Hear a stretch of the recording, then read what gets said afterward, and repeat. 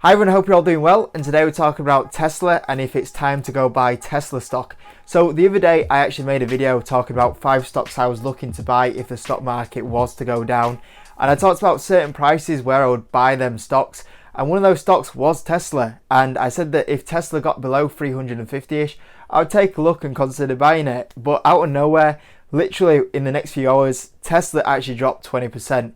And I was like, it's actually got some prices already. So I thought I'll have to take a look now, see what the situation is with Tesla, and kind of value, is this a good price? Is this an actual price where I could buy in and then go make money on the company? So what I did is when it dropped, I did all this sort of research, and I'll share it with you guys and my thoughts on Tesla.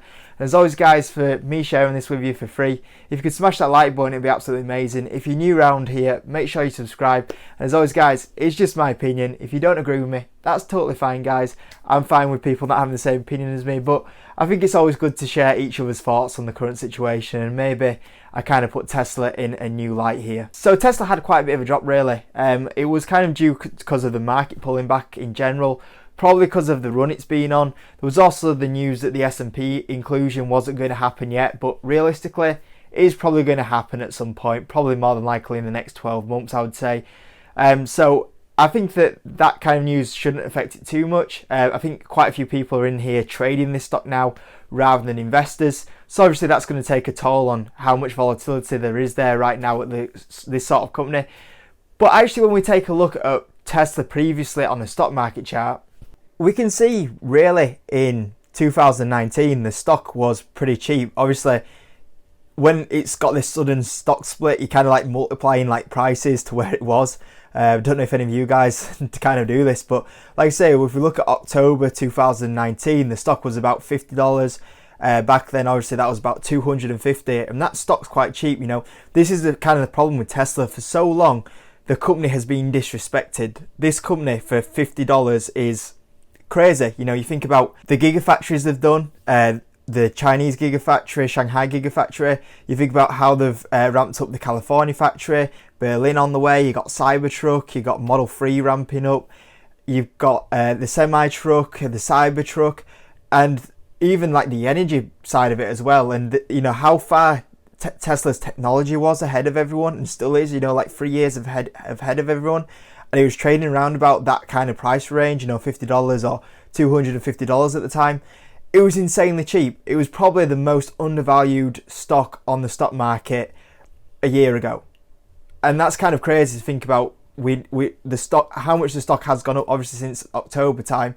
You know, the stock's gone up nearly 700% right now, about 600%, but at one point it was even 800% it's gone up. So the stock has been on a massive run, but realistically, you can see that the stock for so long was massively undervalued. And then we kind of got a lot of that growth finally getting priced into the stock. And eventually, obviously, right now, after the split, it's saying it was 180, but obviously went up to, you know, 900-ish at the time. We started to get a lot more of that price factored in, which was pretty good. And then obviously we had the COVID hit, but then the stock started going back up again. And fair enough, you can argue when it did get to June prices, about 200, maybe it was an okay price, maybe it was slightly overvalued. But then out of nowhere, we've gone from the stock being 200 to all the way up to 300, and then from 300, the stock, which for some reason, out of nowhere, the stock literally added like 100 million to its market cap, and then we're talking about the stock being $500. And yeah, I mean the stock has pulled back 30% right now as recording this video, 25% of recording this video, but realistically it is a big pullback. 30% is quite a bit of a pullback, but when we actually look at where the stock from, you know, the 10th of August, the stock literally added 100 billion to the market cap for no reason. The only reason that was there was a stock split. But really, should the stock be adding 100 billion to its market cap because of a stock split? And that's where it's, you know, like we were kind of getting to crazy valuations right there. So even though the stock has pulled back, there's a lot of growth here which isn't really reflected into what the company's actually been doing. So even though the company has been treated wrongly for so long, until, you know, 2019, where it was massively undervalued, probably the most undervalued stock on the stock market, to then price in that much growth, 700% growth into the stock was a lot of growth, and trying to work out from here, is this stock still at a good price point where it's undervalued at these sort of prices? And that's the thing, as an investor, as much as I'm a big fan of Tesla, you can tell, I love what the company's doing, I love the growth of the company. I think it's going to be one of the biggest companies in the future, but at some point, as an investor, you've got to look at it and think, am I actually invested into a company that's going to bring me money in? No matter how much you love a company, at some point you've got to say, but is that company going to make you money? And that's where you've got to justify. And the thing is with the stock market is that sometimes it doesn't make sense. Like, the stock market can do totally the opposite to what you think it should do, and probably sometimes it does the opposite to what it should be doing. It don't make sense. You can't really, this is why I say, as a long-term investor, you benefit, because if the stock market's doing the wrong thing, in the long term, it'll normally correct it out. So I had to try and find an actual valuation of this company. So I worked out what the company's kind of trading at. We talk about a company that's, a 300 billion market cap, which is a massive company. It's one of the biggest companies in the world now. And I had to try and work out what growth that company has got factored in. And trying to go through the growth was very tricky, because it depends on how bullish you are on the company and how kind of bearish you are on the company. So I kind of run my numbers through it, what I think Tesla could do revenue wise, what they could do profit wise in the coming years. And I feel like at the moment Tesla's trading somewhere around about a 2023 valuation. Now, if you go to a lot of the analysts and what they predict, a lot of them guys will say that this price valuation is somewhere around 2025. So from my case on Tesla, I'm really bullish on Tesla. Even I'm looking at this company, putting my numbers through that 300 billion market cap and thinking that price that is at right now is trading at 2023 valuation. We've got 3 years of growth factored in. And even if you look at what other analysts are saying, they're looking at 2025. So they're saying that this price right now has got 5 years growth priced in. So we'll take my bullish case on Tesla and we'll take the bearish case really on Tesla, and we'll meet somewhere in the middle, and we'll say that Tesla is currently got 2024 valuation priced into the company, which is a lot. To be paying up for a company where it's got 4 years growth already factored into the share price is massive, especially someone from me that invests into company for 2 to 5 years. Nearly 4 years of my growth has already been factored in.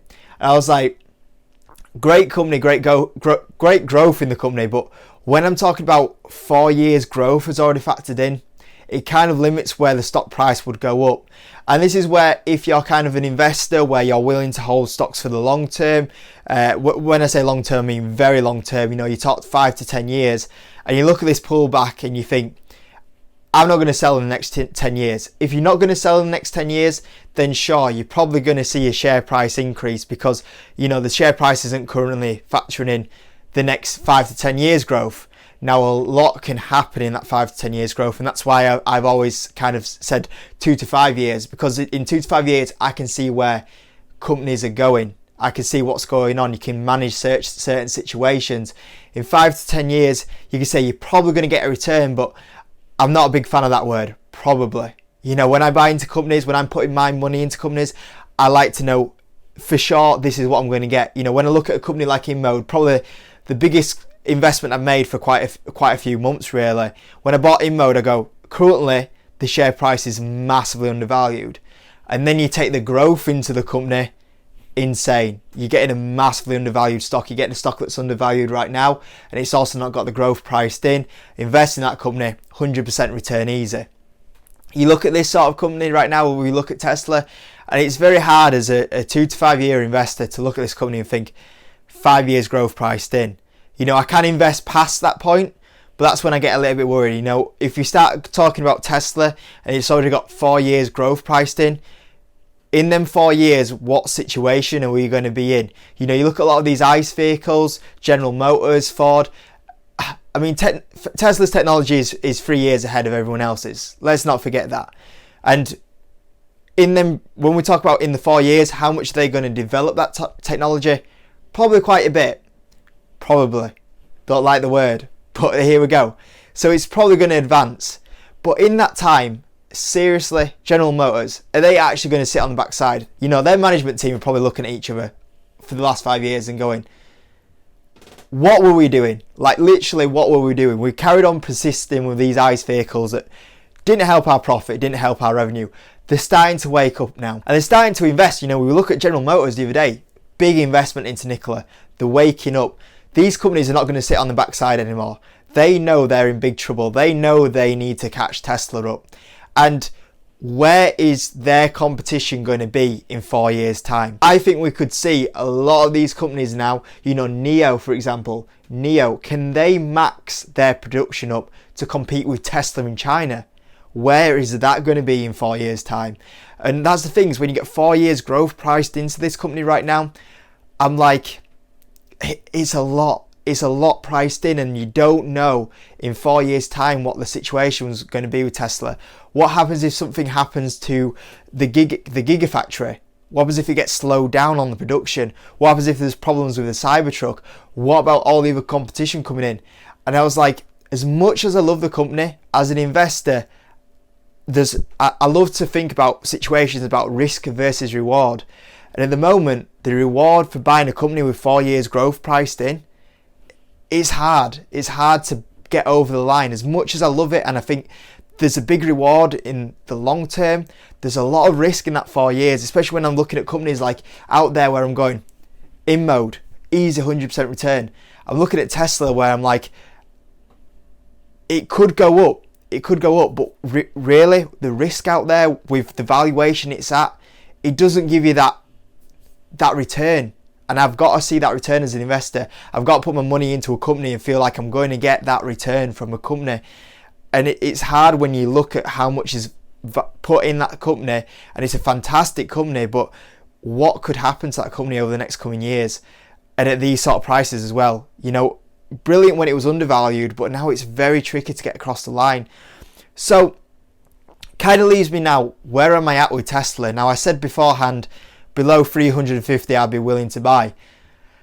And I've looked at that valuation now and I've gone, if we actually work that out into what the old stock price was, I wouldn't buy at that valuation. You know, before the stock split, if we talked about where at 350, if you times that by 5, and I'm going to do some quick maths here, like I think that's 1,750, and I won't buy the stock at that sort of price. So it's kind of tricky. So after looking at the situation, I've got to say, I look at Tesla and I think, realistically, where's the valuation at a point for me as someone that holds for 2 to 5 years where I could buy this company? And I've got to say, unfortunately, I don't know if I could buy this company unless it was below $200. And ideally, if I'm honest, 170 probably be my price target. At 170, I see not as much growth priced into the company, and I can see that if I buy it 170 a share, I could probably make a good return over the next 2 to 5 years on the company. So, I mean, realistically, is Tesla going to get to that price valuation? Probably not. It's probably not going to get to that price valuation. If it does, I'll be amazed, and you probably see me buying. But at 170, you've got a lot of growth taken out of it there, you know, and it's a growth company, and even at 170, you were talking about that it's probably got 1 year growth, 2 year growth priced in it there. And it is a growth company, you know, growth companies, you've got to cough up for them, and especially with a company like Tesla. But if we talk 170, $200, we're talking it's got 1 to 2 years growth priced in, which is a bit more realistic. And that's, you know, that's the biggest problem here right now, is trying to find a good valuation for us. And unfortunately, now in this sort of situation and with Tesla, I've just got to look at the company and go, it's kind of gone, you know. Tesla, the price valuation, as much as I'd love to get back into it and as much as I love the company, if you don't hold shares in this company right now, it's probably one of those where you have to go, it's kind of gone out of range now. You know, if you got shares in the company at lower prices, probably worth holding. Probably worth holding, because you're probably going to, you know, it's probably not going to go back down to that value now. So it's a bit of a kick in the teeth, because you kind of got to go, you just got to walk away from the situation. You know, it's like a bad business deal. If you want to buy a company and they're offering way too much for the company from what you can make from the profit and revenue to get back on your investment, you'd walk away from the deal. This is like a business deal. It's like me buying into the company. Unfortunately, what Tesla's offering me right now for the growth they have, for how much they're willing to sell to me, it's a bad business deal, and I've just got to walk away from the situation, and there'll be better business deals out there. So that's overall a long-winded process of Tesla right now. Like I say, guys, if it does get to the right valuation, I would love to buy. Like I say, we'll have to be talking probably $200 or below, unfortunately, before I could actually buy into this one now.